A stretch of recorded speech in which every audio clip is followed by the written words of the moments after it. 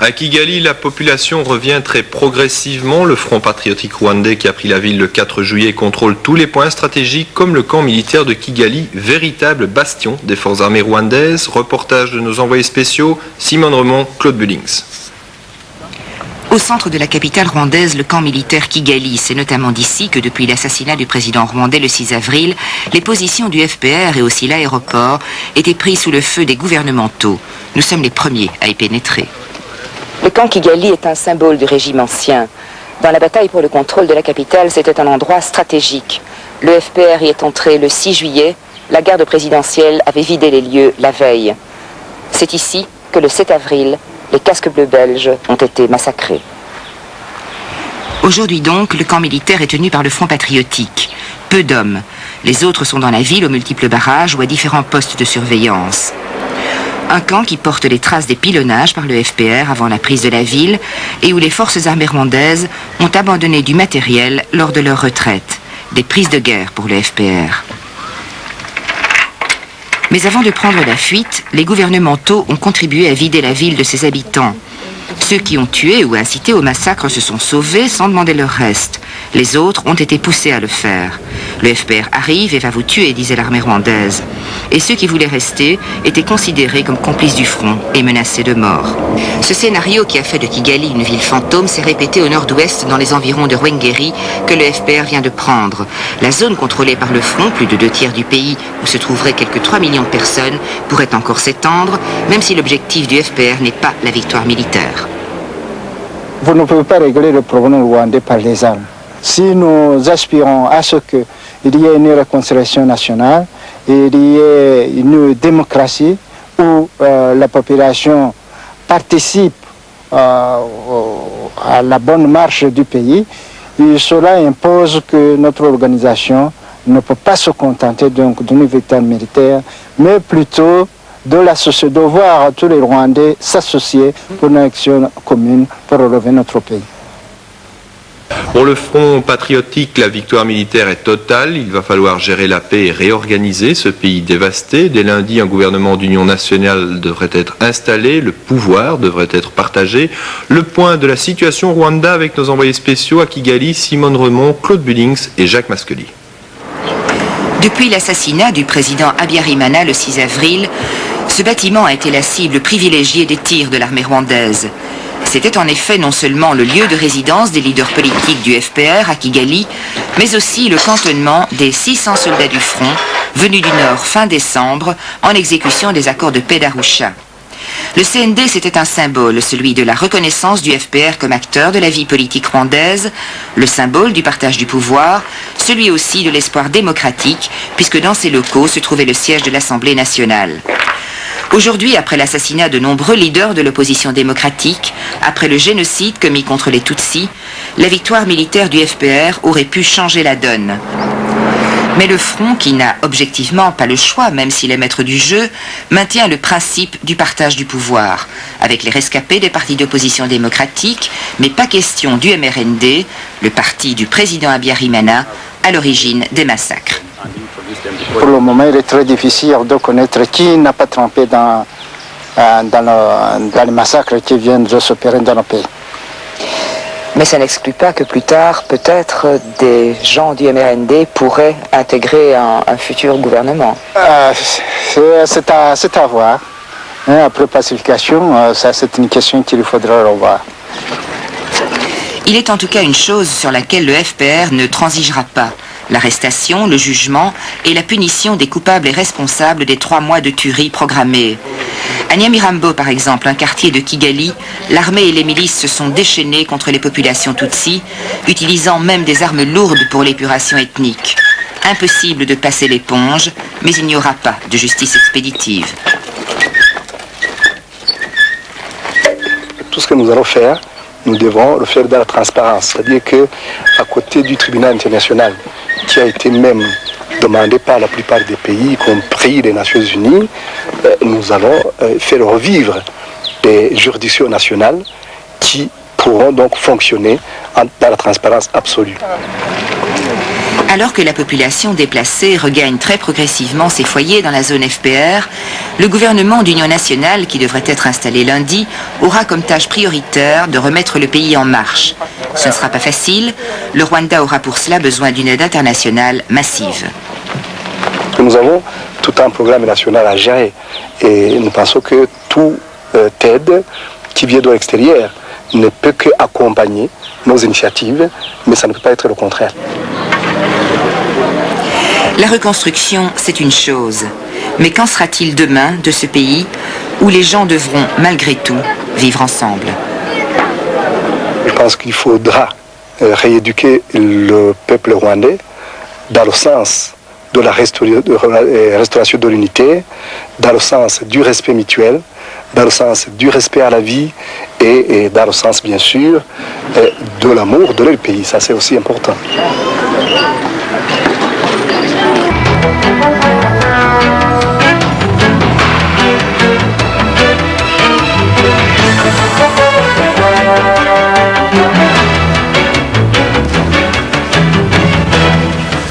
Madame, Monsieur, bonsoir. La situation est de plus en plus catastrophique pour les réfugiés rwandais au Zaïre. On ne peut plus arrêter l'épidémie de choléra. La communauté internationale essaye tant bien que mal de résoudre le problème. Nous en parlerons avec Willy Klaas, qui est notre invité. Chez nous, c'est l'heure des comptes pour le gouvernement réuni à Val-Duchesse, un conclave budgétaire qui ne semble pas trop périlleux pour l'équipe gouvernementale. Et puis, nous vous parlerons aussi de la foire de Libramont, des 24 heures de Francorchamps qui débuteront demain et bien sûr du Tour de France où le maillot jaune est toujours sur les épaules de Miguel Indurain. Mais pour commencer donc, l'horreur qui se poursuit pour les réfugiés rwandais dans la région de Goma au Zaïre. L'épidémie de choléra progresse et toutes les organisations humanitaires qui sont sur place semblent dépassées par les événements. Il faut bien sûr venir en aide à ces réfugiés et la communauté internationale se mobilise d'ailleurs tant bien que mal. Mais la seule vraie solution, ce serait, comme on l'a déjà dit, que ces réfugiés retournent chez eux. Le point avec Marie-Pierre Deguet. Une semaine après l'arrivée massive des réfugiés du Rwanda au Zaïre, le déplacement des populations semble se stabiliser. Même si beaucoup continuent de passer la frontière, près de 2 millions de personnes sont rassemblées dans des camps ou aux alentours des camps, au sud et au nord du lac Kivu, côté zaïrois. La situation est dramatique. Chaque jour, des centaines de personnes meurent de soif ou de maladie.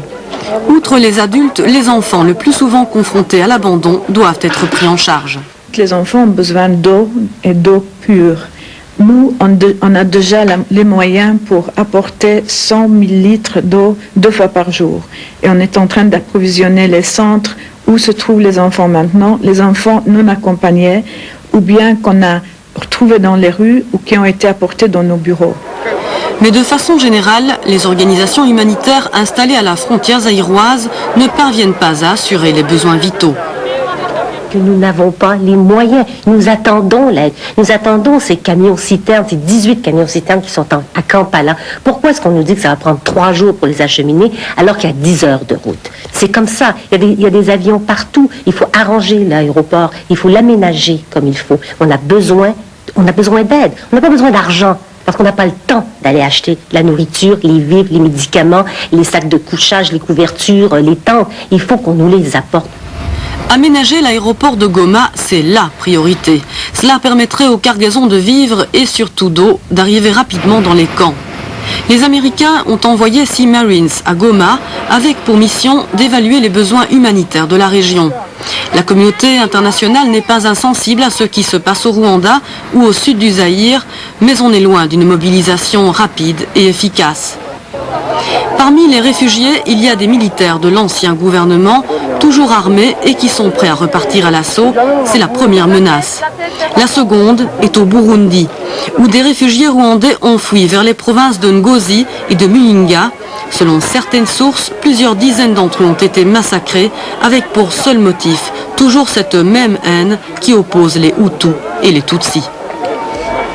Boutros Ghali, le secrétaire général des Nations Unies, a demandé au monde entier de venir en aide aux Rwandais. Il souhaite rassembler plus de 400 millions de dollars. Bill Clinton a déjà annoncé une augmentation immédiate et massive de l'aide aux réfugiés.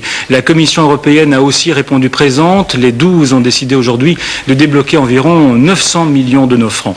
Chez nous, les organisations humanitaires sont bien sûr sur le pont. Ce matin, par exemple, Médecins sans frontières a embarqué à Anvers des tonnes de matériel à destination des réfugiés à Goma, et le patron de MSF Belgique, le docteur d'Allemagne, a redit qu'il n'avait jamais vu de situation aussi inquiétante. Nous n'avons jamais connu une épidémie de choléra aussi grave, aussi brutale, aussi foudroyante. Vous savez qu'en quelques heures, il y a eu déjà des centaines de morts. Cet après-midi, notre équipe nous a appelés pour nous dire que maintenant, il fallait compter les morts par milliers.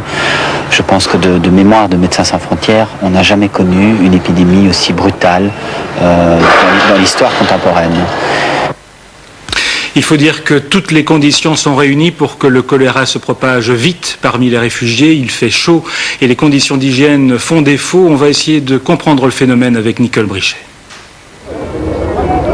Le choléra. L'épidémie a explosé. Selon MSF, des milliers de personnes meurent chaque jour. Des centaines de milliers sont menacées. L'épidémie était prévisible. Forte concentration de population, manque d'hygiène, sous-alimentation, présence de la maladie à l'état endémique au Kivu. Le choléra est une maladie vieille comme la misère qui a fait plusieurs fois le tour du monde. Responsable, une bactérie, le vibrion cholérique, qui dégage une toxine. Celle-ci s'attaque à l'intestin, provoque de violentes diarrhées, s'ensuit une déshydratation massive qui peut provoquer la mort en quelques heures. Et je pense que ceux qui ne veulent pas l'entrer, c'est ceux qui ont commis des massacres. Alors moi, je suis innocent, je dois le tourner dans mon pays. Jusqu'à présent, l'armée zaïroise les empêche de traverser la frontière en invoquant les routes jonchées de grenades et de munitions. Un réfugié a d'ailleurs été tué ce matin par l'explosion d'une grenade. Malgré les raisons invoquées du déminage et de la collecte des armes, certains soupçonnent l'ex-gouvernement Hutu réfugié au Zaïre de faire pression sur les autorités locales pour empêcher l'exode en sens inverse, en vue d'une hypothétique contre-attaque. La tâche du nouveau gouvernement rwandais pour organiser dans la confiance le retour des réfugiés risque d'être très difficile. Et aux dernières nouvelles, la frontière entre le Zaïre et le Rwanda est toujours fermée. Des négociations doivent en principe avoir lieu entre des représentants des Nations Unies et le gouverneur de Goma pour la réouverture de cette frontière. On vous le disait, certains soupçonnent l'ancien gouvernement rwandais d'avoir demandé au Zaïre d'empêcher le retour des réfugiés qui pourraient former une sorte d'armée en exil. Le journal Le Monde, qui paraîtra demain chez nous, va encore plus loin, indiquant que les ex-forces armées rwandaises sont en train de se reconstituer au Zaïre et qu'elles se prépareraient à essayer de reprendre le pouvoir. Des informations obtenues de sources militaires françaises. Sur le plan politique, la communauté européenne a demandé au gouvernement rwandais de prendre toutes les mesures pour rassurer les réfugiés et les inciter à rentrer à nouveau au pays. Écoutez à ce propos le nouveau ministre rwandais des Affaires étrangères qui a répondu à nos confrères de France 2.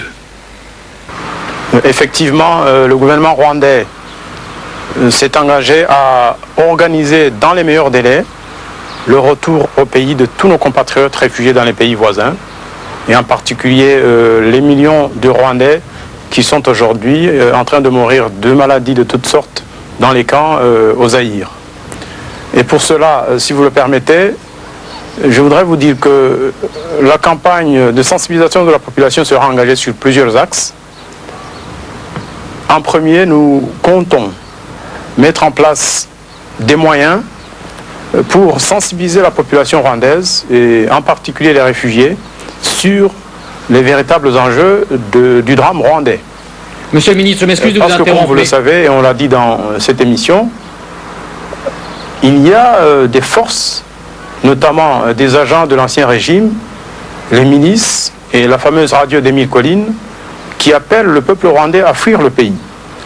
Ils utilisent le mensonge, ils utilisent la manipulation, et cela a bien marché jusque-là malheureusement. Et nous constatons précisément que cette politique d'exclusion et cette politique de mensonge a entraîné des millions de Rwandais à fuir leur pays.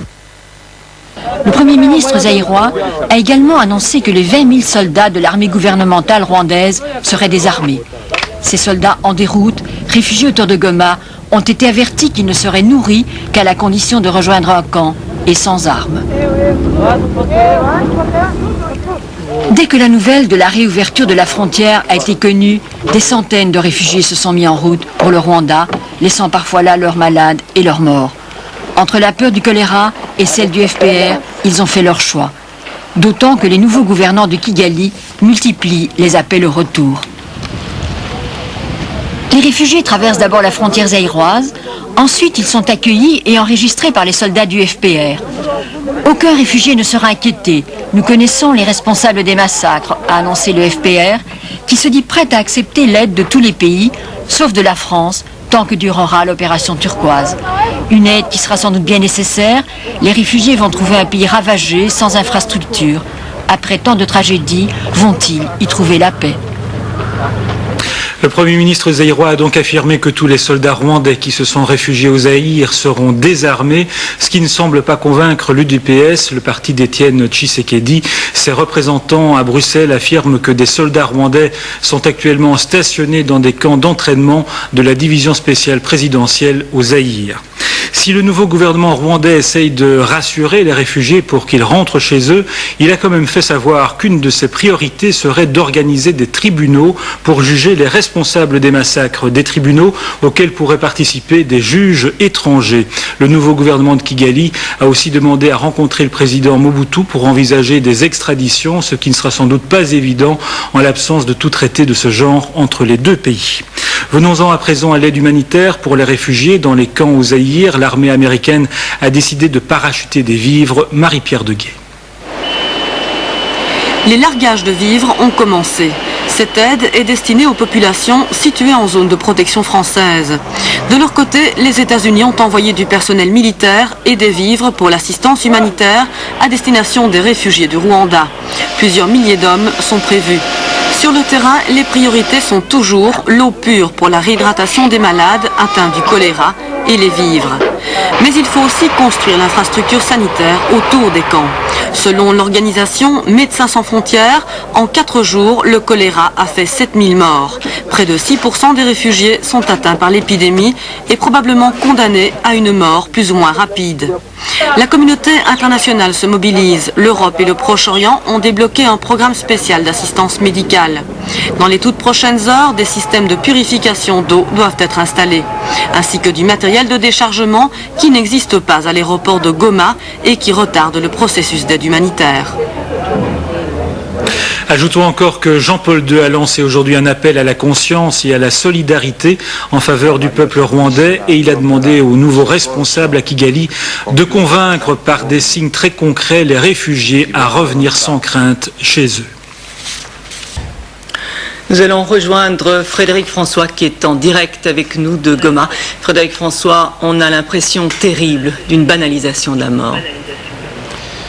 Oui, la mort, disons, est d'abord désacralisée ici et puis complètement banalisée. C'est ce qu'il y a de plus inquiétant. En fait, quand on arrive, l'émotion va crescendo, on va de plus en plus loin dans l'horreur.